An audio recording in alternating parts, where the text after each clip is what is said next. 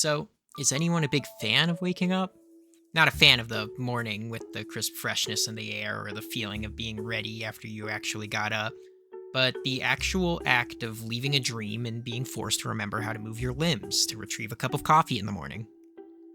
Maybe some people are a big fan of that, but I find myself in the popular crowd of don't talk to me until I've had my coffee. Well, to amplify that morning experience and maybe make it a little less existentially dreadful, Nintendo recently announced and launched an alarm clock that plays music from its games in the morning. The alarm clock has a neat little list of features that set it apart, with music and sound effects that change according to a motion tracker, sleep tracking and charting, and a pretty wide variety of supported Nintendo sounds, with more apparently coming in the future. Despite those features, though, the alarm clock is fighting an uphill battle against smartphones, which have dominated alarms for everyone for years now. And the price definitely isn't helping when the device's extra features really only help you tell if you had a great night's rest, or a miserable night's rest that you could probably already guess from the way that your leg is throbbing from the night before. Well, to be fair, the clock is for the more whimsical crowd that likes silly noises at all times of the day. Not for those who have endured the crushing weight of reality and turned a bit more jaded. But as for why it was made, it really shouldn't be a surprise when you consider Nintendo's odd hardware history. It's pretty well documented that Nintendo was never just the video game juggernaut it is today. Before, they were making cards, toys, and other knickknacks that would eventually bless our modern Wikipedia pages and end up in WarioWare microgames. They made various products like pitching machines, the Ultra Hand, that weird puzzle ball thing. These creations and experiments in developing physical toys and experiences would eventually lead them to the arcades and the creation of the Famicom. This would then bring them to the decision to expand abroad and effectively revive the American video game industry with the introduction of the NES.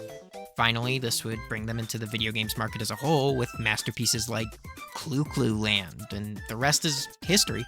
But the thing I think is cool about Nintendo is that with the success in the gaming industry, they didn't let their company pivot solely to the development of experiences on a screen. No, they would create these experiments and experiences that would take advantage of both this new digital frontier of technology and the more physical playthings that they were already so accustomed to creating. Rob is an awesome example that comes to the forefront of my mind when he could spin tops, push buttons, or whatever while a kid watched nearby.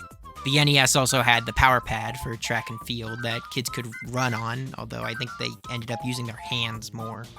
The Pokemon games would be so successful that they would spark the creation of the trading card game that Nintendo has supported to this day.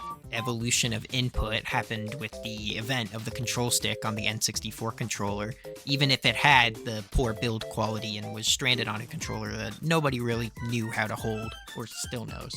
Also on the N64, they experimented with microphones with games like Hey You Pikachu, even if it was never documented to work as ideally as it probably should have.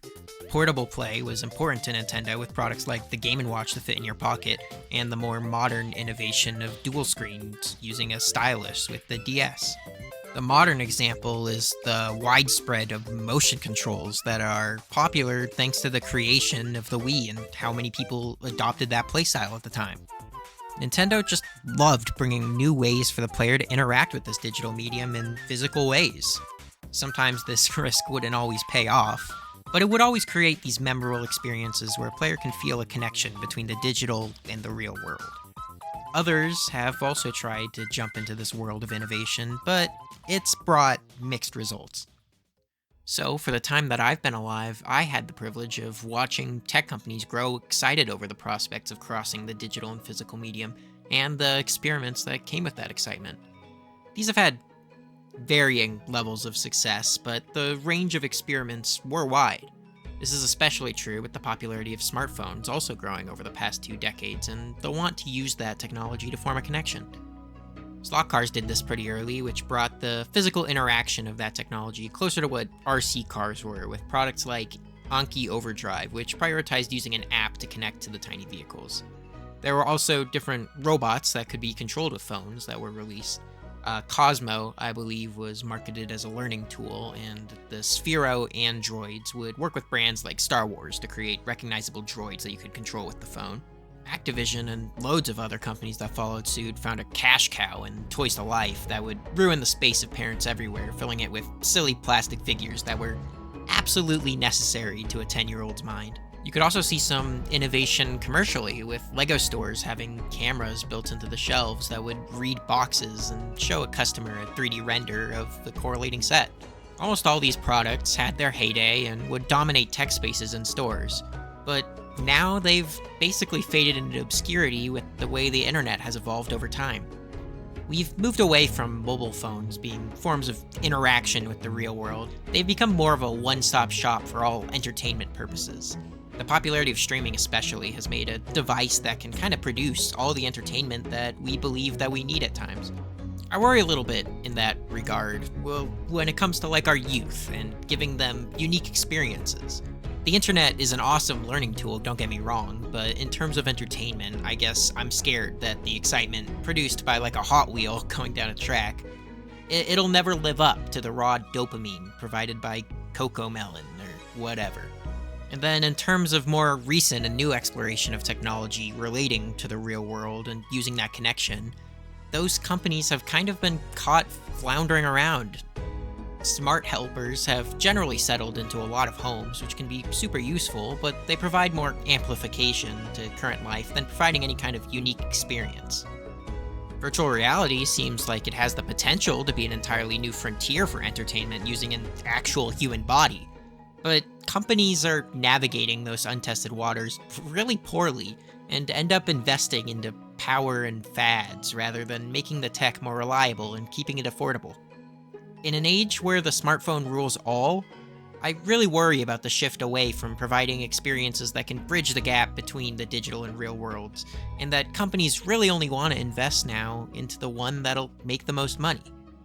Which, hint hint, is probably the digital one. So, where does that leave our wacky company Nintendo?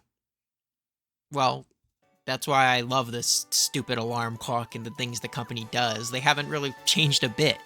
The Nintendo Switch has been home to all manner of weird innovation products throughout its long life cycle.